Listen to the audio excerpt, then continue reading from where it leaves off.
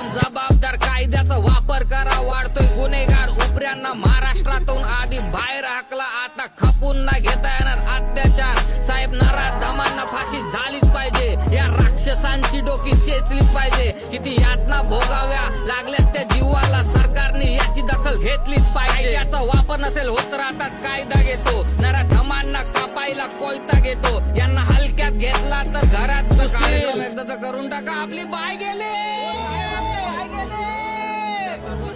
15 August हा स्वातंत्र्य दिन म्हणून साजरा केला जातो, तरी अजून स्त्रियांवर होतो अत्याचार. आहेत का आज आपल्या स्त्रिया सुरक्षित?